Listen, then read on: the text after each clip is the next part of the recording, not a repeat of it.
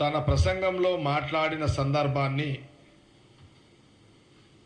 నిన్న ఎలక్ట్రానిక్ మీడియాలో, ఈరోజు ప్రింట్ మీడియాలో కేటీఆర్ కాంగ్రెస్ పార్టీపై మీద చేసిన విమర్శలకు సంబంధించిన కౌంటర్ ఇది. సరే, కౌంటర్ కంటే ముందు కేటీఆర్ గారు, ఆనాటి ఇప్పుడు ప్రతిపక్ష నాయకుడు కేసీఆర్ గారు, వారి కుటుంబం, కేటీఆర్ గారు, మీరు ఒక ఆలోచన, మీరు పదే పదే మర్చిపోతున్నారు, మళ్ళీ మేము జ్ఞాపకం చేయాల్సి వస్తున్నది. తెలంగాణ ప్రజలకు కూడా మీడియా ద్వారా తెలియజేస్తున్నాము. రాష్ట్ర విభజన చేసింది సోనియా గాంధీ గారు, రాహుల్ గాంధీ గారు. ఆ రాష్ట్రము విభజన జరిగిన తర్వాత, తెలంగాణ రాష్ట్రం వచ్చిన తర్వాత తెలంగాణ ప్రజలు ముఖ్యమంత్రిగా కేసీఆర్కి అవకాశం ఇచ్చారు. రాష్ట్ర విభజన జరిగింది కాబట్టే తెలంగాణ రాష్ట్ర సపరేట్ ఎన్నికలు, అసెంబ్లీ ఎన్నికలు జరిగినాయి. ఆనాడు తెలంగాణ విభజన సోనియా గాంధీ గారు, రాహుల్ గాంధీ గారు కాంగ్రెస్ పార్టీ చేయకపోతే ఉమ్మడి ఆంధ్రప్రదేశ్ ఎన్నికలు ఉండేవి. ఉమ్మడి రాష్ట్ర ఎన్నికలు ఉంటే మళ్ళీ ఆ ఎన్నికలు ఉన్నట్టే అప్పుడు కాంగ్రెస్ పార్టీ ముఖ్యమంత్రి, లేదా ఆ రోజు రెండే పార్టీలు కదా, కాంగ్రెస్ పార్టీ, తెలుగుదేశం, ఈ రెండు పార్టీల ఉమ్మడి రాష్ట్ర విభజన జరగకపోయి ఉంటే, ఉమ్మడి రాష్ట్ర ఎన్నికలు జరిగి ఉంటే మళ్ళీ కాంగ్రెస్ గవర్నమెంటా తెలుగుదేశం గవర్నమెంటా అనే పరిస్థితి 2014లో ఉంటుండే. రాష్ట్ర విభజన జరగకపోతే, రాష్ట్ర విభజన సోనియా గాంధీ గారు తెలంగాణ బిడ్డల త్యాగాల ఫలితము, తెలంగాణ ప్రజల ఆవేదన ఫలితము, సోనియా గాంధీ గారి యొక్క మనసు ఆమెని కరిగించింది. ఆ రోజు సోనియా గాంధీ గారు ఇచ్చిన విభజన, రాష్ట్రం ఇచ్చిన దాంట్లోనే కేసీఆర్ ఆనాటి టీఆర్ఎస్ పార్టీ ఎన్నికల్లో పోటీ చేసింది. తెలంగాణ ప్రజలు ముఖ్యమంత్రిగా మొదటిసారి అవకాశం ఇచ్చారు, రెండోసారి అవకాశం ఇచ్చారు. మీకు చెప్పదలుచుకుంది ఏంటంటే, కేటీఆర్ గారు రాజకీయంగా మీరు గత ప్రభుత్వం ఉన్నప్పుడు మీ యొక్క లోపాల మీద మేము నిలదీసినాము, అపోజిషన్ పార్టీగా కాంగ్రెస్ పార్టీ. మేము ఇప్పుడు సక్రమంగా చేస్తున్న కాంగ్రెస్ గవర్నమెంట్, ఇప్పుడు సక్రమంగా ముఖ్యమంత్రి రేవంత్ రెడ్డి గారు, క్యాబినెట్ మినిస్టర్లు సోనియా గాంధీ, రాహుల్ గాంధీ నాయకత్వంలో పరిపాలన మంచిగా జరుగుతలేదని తప్పుడు ప్రచారం మీరు చేస్తున్నారు. ఓకే, మీరు కూడా అపోజిషన్ పార్టీగా మీరు బతకాలి, రాజకీయంగా మీ విమర్శలు మీరు చేసుకున్నాడు తప్పు, మేమంటలేము. కానీ తల్లి పాలు తాగి తల్లి రొమ్ముని కోసే యొక్క పద్ధతిలో కేటీఆర్ మాట్లాడడం చాలా బాధ అనిపించింది. కేటీఆర్ గారు మంచిగా చదువుకున్నావు, మంచి జ్ఞానవంతుడవు, మంచి ఆలోచన పరుడవు, రాజకీయంగా ముఖ్యమంత్రి గారితో మీకు రాజకీయపరమైన మీ పార్టీని బతికించుకోవడానికి ప్రభుత్వం మీద, మా మీద ఏదో లేనిపోని నిందలేసి బదనాం చేస్తున్నావు. ఓకే, మేము అది కొంత అపోజిషన్ పార్టీ, మీరు కూడా మీ ఉనికి, మీ కార్యకర్తలు బతకాలి కాబట్టి మీరు మాట్లాడతారు. కానీ కాంగ్రెస్ పార్టీ కూగటి వేలతో పెగిలిస్తాం. నీ వయసు ఎంత? కాంగ్రెస్ పార్టీ ముందు నీ వయసు ఎంత? కాంగ్రెస్ పార్టీ ముందు నీ శక్తి ఎంత? రాజకీయంగా కాంగ్రెస్ పార్టీ వ్యూహాల ముందు నీ ఆలోచన ఎంత? కాంగ్రెస్ పార్టీ వయసు 140 సంవత్సరాలు, నీ వయసు 50, 52, 53 నీ వయసు. అంటే నువ్వు కాంగ్రెస్ పార్టీ 140 ఏళ్ళ వయసు ముందు నీది పావు వంతు వయసు నీది. కాంగ్రెస్ పార్టీ అనుభవము, కాంగ్రెస్ పార్టీ యొక్క త్యాగము, కాంగ్రెస్ పార్టీ యొక్క ప్రజల మేలు కోరే పార్టీ ముందు నీ వయసు చాలా చిన్నది. కేటీఆర్ కూకటి వేళ్లతో పిగిలిచ్చేంత శక్తి నీకు ఎక్కడిది?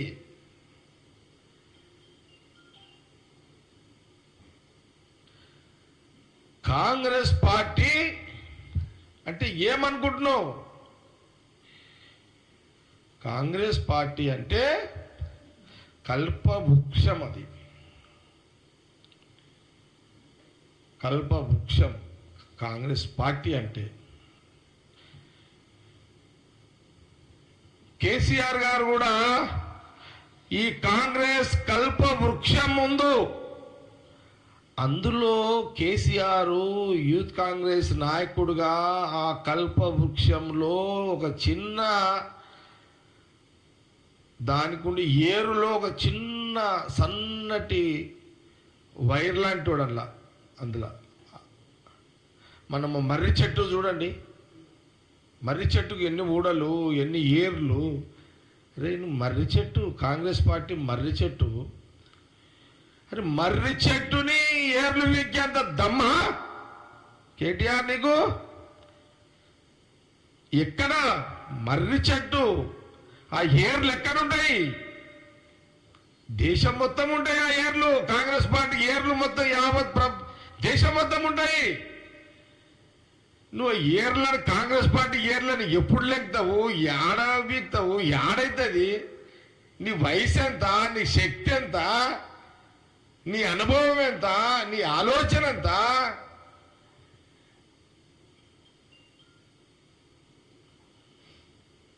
కాబట్టి మీ కార్యకర్తలను కాపాడుకోవడానికి, మీ ఉనికిని కాపాడుకోవడానికి ప్రెస్లో మీరు మాట్లాడుతున్నారు. మేమేమి దాన్ని తప్పు పడతలేము. మీరు బతకాలి ప్రతిపక్ష పార్టీగా కూడా. ఇంకా 10-15 ఏళ్ళు, మీరు 20 ఏళ్ళు ప్రతిపక్ష పార్టీగా మీరు బతకాలి. ఇంకా ఈ 5 ఏళ్ళే కాదు, ఇంకో 10 ఏళ్ళు, 15 ఏళ్ళు, 20 ఏళ్ళు మీరు ప్రతిపక్ష పార్టీకి ఇంకా బతకాలి. మీరు అట్లా బతకడానికన్నా మేము మీకు కొంత వెసులుబాటు ఇస్తాం.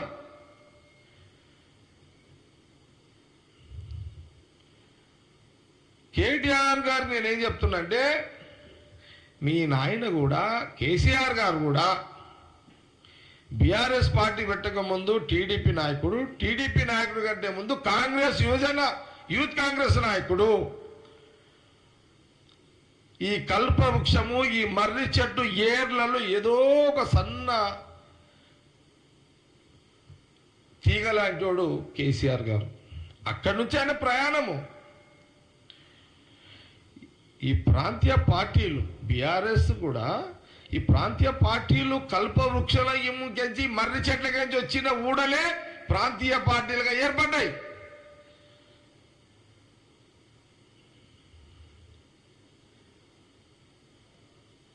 అందుకే కాంగ్రెస్ పార్టీ ఏం చెబుతుందంటే, దేశ ప్రజలకు తెలుసు, యావత్ దేశ ప్రజానీకానికి తెలుసు కాంగ్రెస్ యొక్క శక్తి. ఈ దేశానికి బ్రిటిషును తరిమి కొట్టడానికి, బ్రిటిష్ పాలకుల వ్యవస్థను తరిమి కొట్టే దాంట్లో ఆనాడు ఈ 140 ఏళ్ళ చరిత్ర గల ఈ కాంగ్రెస్ పార్టీ, మహాత్మా గాంధీ, జవహర్లాల్ నెహ్రూ, చిన్న వయసులో ఇందిరాగాంధీ గారు, సర్దార్ పటేల్ గారు, అంబేద్కర్ గారు, సుభాష్ చంద్రబోస్ గారు, అనేక మంది మహానుభావులు ఆ రోజు స్వాతంత్ర ఉద్యమంలో కానీ, స్వాతంత్రం వచ్చిన కాంగ్రెస్ గవర్నమెంట్లోనే వీళ్ళందరూ మినిస్టర్స్. మొన్న పుట్టిన కేటీఆర్ ఇంత పెద్ద మాటలు నీ వయసుకు సరిపోవు అని కాంగ్రెస్ పార్టీ గాంధీ భవన్ ద్వారా తెలియజేస్తున్నాం.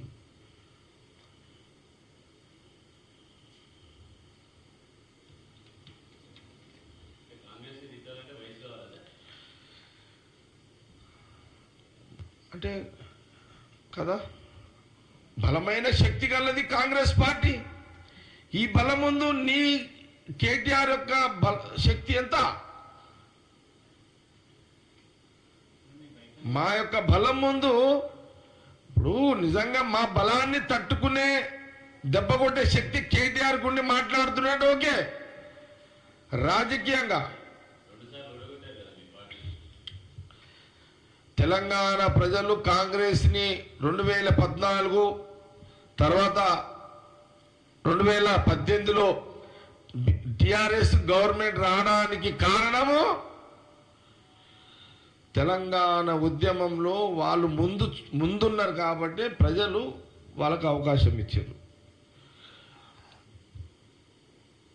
జనరల్గా మీరు చూడండి, మనము ఒక ఎగ్జాంపుల్ చెప్తున్నాం మీకు.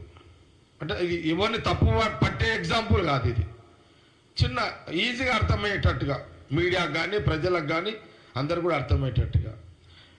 మనము ఒక పెళ్ళికి పోతామో దావత్ పోతాం మనం. ఓకే, మనము భోజనం చేసేటప్పుడు వడ్డించేటోని చూస్తాం కానీ వడ్డించేటోని చూస్తామా మనం? వంట ఎవడైతే వంటాడో అని చూడం, వడ్డాన చేసేటోనే మనం చూస్తాం.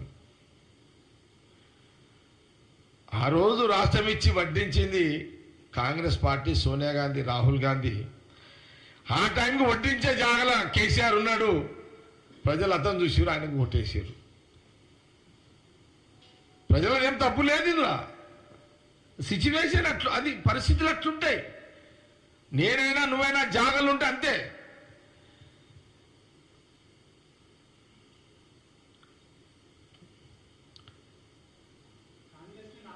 మేము చెప్పు.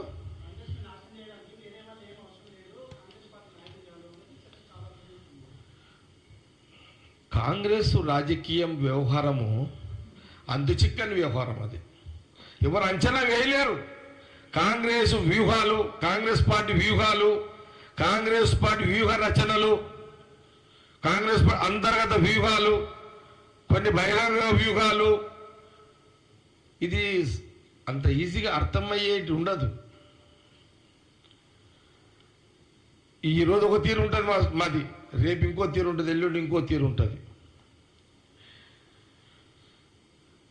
కాబట్టి ఎవరు కాంగ్రెస్, ఏ రాజకీయ పార్టీ కాంగ్రెస్ ఎవరు ఎన్నన్నా మీరు చూడండి, కాంగ్రెస్ అధికారం ఉన్నా అదే గంభీరంగానే ఉంటాం మేము. పరిపాలన పరంగా కూడా అధికారం ఉన్నట్లనే, లేకున్నా మేము అట్లే ఉంటాం. కాంగ్రెస్ పార్టీ నాయకత్వము, కాంగ్రెస్ పార్టీ ఎప్పుడు అధికారం ఉంది కదా అని అహం ఉండదు, అధికారం లేదు కానీ కుంగిపోయేది లేదు. అది కాంగ్రెస్ పార్టీ రాజకీయ కార్యకర్త యొక్క లక్షణం. అట్లుంటారు.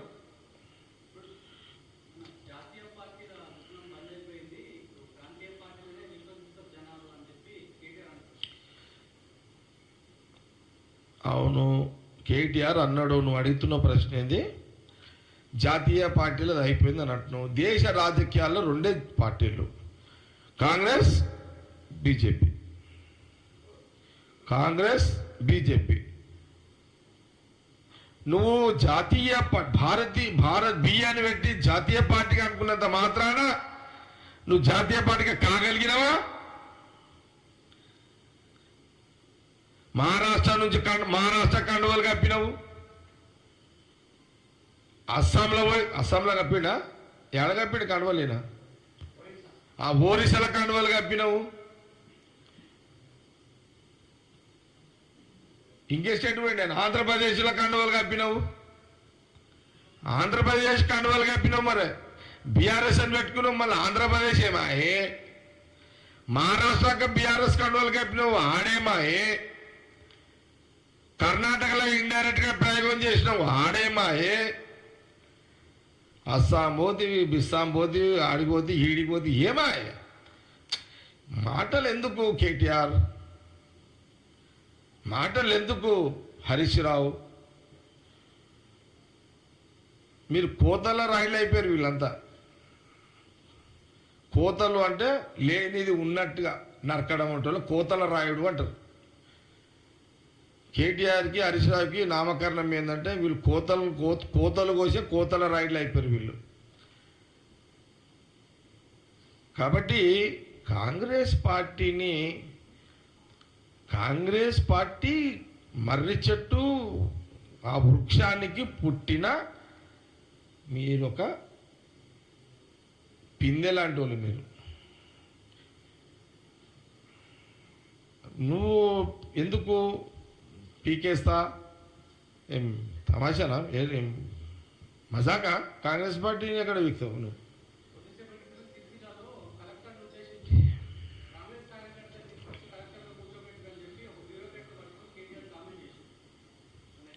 ఎట్లా?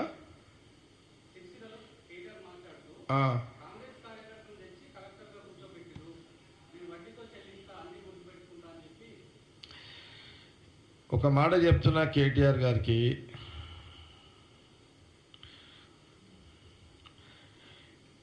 నేను ఒక సందర్భంలో చూసిన కాంగ్రెస్ గవర్నమెంట్లో ఇప్పుడు ముఖ్యమంత్రి రేవంత్ రెడ్డి గారు, మా క్యాబినెట్ మినిస్టర్లు, జనరల్గా ఇప్పుడున్న ఐఏఎస్లు కానీ ఐపీఎస్లు కానీ లేకపోతే పోలీస్ అధికారులు కానీ ఎంప్లాయీస్, ఎన్జిఓస్ ఎంప్లాయీస్ కానీ రాత్రిపూట మీరు ప్రశాంతంగా నిద్రపోతుర్రా? కాంగ్రెస్ గవర్నమెంట్లో మంచిగా నిద్రపోతురు కదా. 10 ఏళ్ల కాలంలో అధికారులు ప్రశాంతంగా నిద్రపోయే రోజు ఉండేనా? కాంగ్రెస్ గవర్నమెంట్లో ప్రశాంతంగా నిద్రపోయి ప్రజల సర్వీస్ చేసే ఒక స్వేచ్ఛని కాంగ్రెస్ పార్టీ, కాంగ్రెస్ గవర్నమెంట్, కాంగ్రెస్ ముఖ్యమంత్రి రేవంత్ రెడ్డి గారు, క్యాబినెట్ మినిస్టర్లు మీకు స్వతంత్రం ఇచ్చారు కదా. ఒక ఎగ్జాంపుల్ చెప్తా, 2-3 ఎగ్జాంపుల్ చెప్తా.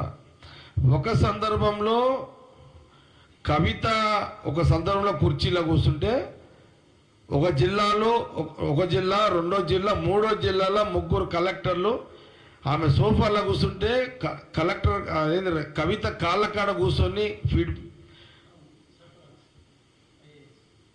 నేను పేర్లు చెప్పా,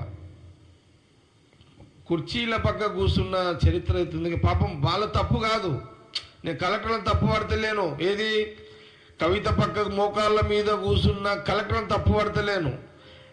వాళ్ళని అలాంటి వ్యవస్థని తయారు చేశారు మీరు మీ గవర్నమెంట్లో. వాళ్ళని మానసిక కుంగ తీసుకొని మీ కాళ్ళ కాడ పండబెట్టుకునే యొక్క వ్యవస్థని మీరు చేసిర్రు.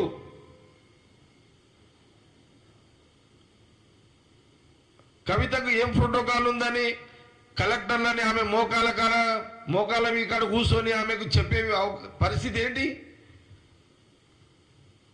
ఇంత దుర్మార్గం కదా ఇదంతా, ఇది అన్యాయం. ఇది ఇన్ని తప్పులు మీరు చేసి ఎంతసేపు కాంగ్రెస్ మీద బురద చల్లుడన్నా, కాంగ్రెస్ గవర్నమెంట్ మీద బురద చల్లుడన్నా.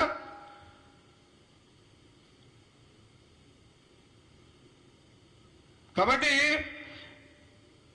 వాళ్లకు నిద్ర పడతలేదు. మెయిన్ ప్రాబ్లం ఏంటంటే వాళ్ళు ఈ 9.5 సంవత్సరాలు ఈ గవర్నమెంట్ ఈ అధికార లాంఛనాలతోటి ఈ రాజ్యభోగ్యాలు అనుభవించారు చూడండి. అందులో వాళ్ళకు ఎటు కూడా ఏం సుధరాస్తలేదు వాళ్ళకి. అది అంటే వాళ్ళు సర్వీసు పద్ధతిలో చేయలే కదా పరిపాలన. కాబట్టి ఇప్పుడు మీరు ఏం మాట్లాడతారా కేటీఆర్? దేశానికి స్వతంత్రం వచ్చిన కానీ గుండె సూదు కూడా తయారు చేసే పరిస్థితి లేదు. ఆ రోజు ప్రధానమంత్రి జవహర్లాల్ నెహ్రూ అయిన తర్వాత గుండు సూది కూడా మనం బయట దేశాల నుంచి తెచ్చుకునే పరిస్థితి. నెహ్రూ గారు ప్రధానమంత్రి అయినాక గుండు సూది నుంచి మొదలుకుంటే అనేక ఇండస్ట్రీస్ తీసుకొచ్చిన తయారు చేసిన ఒక ప్రణాళికతో భవిష్యత్తు తరాలకు దేశ ప్రజలకు ముందు చూపుతో అందించిన చరిత్ర కాంగ్రెస్ పార్టీది, ఆనాటి నుంచి ఈనాటి వరకు.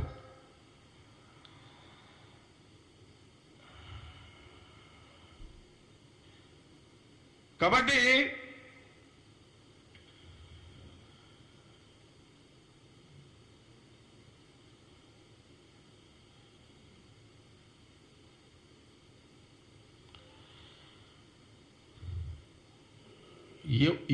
ఈ సమాజం ఒప్పుకుంటుంది. రాజకీయ పరంగా కేసీఆర్, కేటీఆర్, హరీష్ రావు వాళ్ళు ఒప్పుకోకపోయినా వాళ్ళ మనసులో అయితే ఉంటుంది. సరే రాజకీయంగా మా మీద అంటున్నారు, కానీ తెలంగాణ ఇచ్చింది సోనియా గాంధీ, రాహుల్ గాంధీ. రాజకీయంగా బీఆర్ఎస్ మేము ఆ పార్టీ బతకడానికి తిట్టాల్సి వస్తుందనే ఫీలింగు అన్న వాళ్ళకి కలగాలి కదా.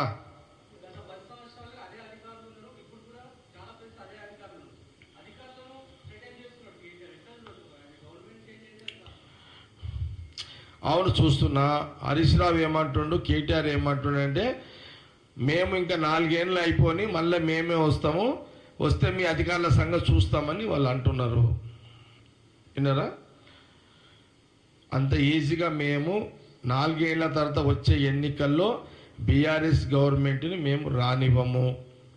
తెలంగాణ ప్రజలకు ఎట్లా ఇంకా మెరుగైన పరిపాలన అందించి మా పార్టీ నాయకులు, కార్యకర్తలు సమన్వయంతో, అంటే గ్రామ స్థాయి నుంచి రాష్ట్ర స్థాయి వరకు కాంగ్రెస్ పార్టీ కార్యకర్తను, కాంగ్రెస్ పార్టీ నాయకుడిని విలేజ్ నుంచి హైదరాబాద్ సమన్వయం చేసుకునే ప్రక్రియ కాంగ్రెస్ పార్టీలో గతంలో ఉండే, ఇప్పుడు స్టార్ట్ చేసినాము. కాబట్టి తప్పకుండా ఈ 4 ఏళ్ళు ఇంకా మెరుగైన పరిపాలన అందిస్తాము. ఎక్కడన్నా లోటుపాటు జరిగితే దాన్ని సవరించి మళ్ళీ అందియగలుగుతాము. రానున్న కాలంలో కూడా కాంగ్రెసే మళ్ళీ అధికారం ఉండే రీతిలో మేము ఈ 4 ఏళ్ల పాటు పరిపాలించే ఒక ప్రక్రియలో ఉంటాము. వాళ్లకు వచ్చే ఎలక్షన్లో వాళ్ళు గెలుస్తామని అంటేనే కదా ఆ పార్టీ కార్యకర్తలు వాళ్ళెమ్మడి ఉండేది. కాబట్టి రాజకీయంగా వాళ్ళ బీఆర్ఎస్ వాళ్ళ కార్యకర్తలు కాపాడుకోవడానికి ఇటువంటి కొన్ని డైలాగులు కొడతారు. నేను ఆఫీసర్ని వచ్చేస్తా, ఈయన వచ్చేస్తా, ఏం వచ్చే నీకు ఏమవుతుంది? యాడే పిల్లల మాట నువ్వు యాడికి వచ్చేస్తావు? నువ్వు అసలు గవర్నమెంట్ వస్తే కదా వద్దనికే. ఇట్లానే ముఖ్యమంత్రి రేవంత్ రెడ్డి రెచ్చగొట్టి మీ నెత్తి మీద తెచ్చిపెట్టుకుంటున్నారు. ఇదంతా పంచాయతీ. మరి ఉత్తకి ఎందుకు గెలుగుతారా మీరు? ముఖ్యమంత్రి రేవంత్ రెడ్డి ఆయన పని ఏదో పబ్లిక్ చేసుకుంటూ పోతున్నాడు. నేను ఇంతకుముందు కూడా చెప్పిన, ఆ గీకుడు ఎందుకు, గోకుడు ఎందుకు, మీకు కరిపించుకున్నాడు ఎందుకు కేటీఆర్ అని చెప్పి.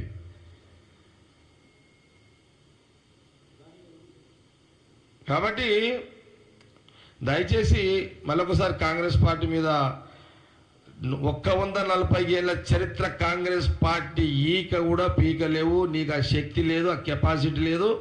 పెద్ద పెద్ద డైలాగులు కొట్టి ఇక మాతోటి అనవసరంగా మా వాళ్ళతో తిట్లు పడకు. ఇక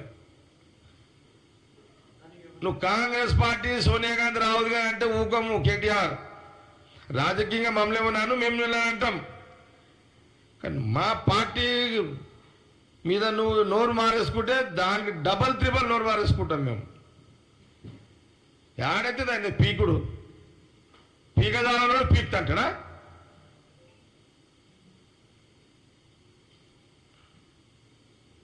మర్రి చెట్టు లాంటి మర్రి చెట్టు లాంటి ఏడ్లను పీకే అంత కెపాసిటీ కేటీఆర్కి ఉన్నదా?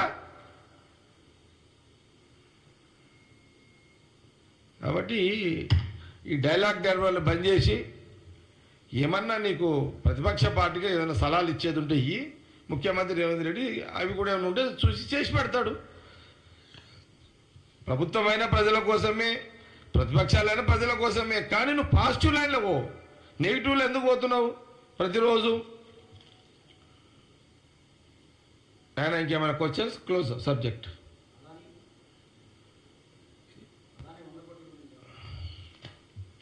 Huh?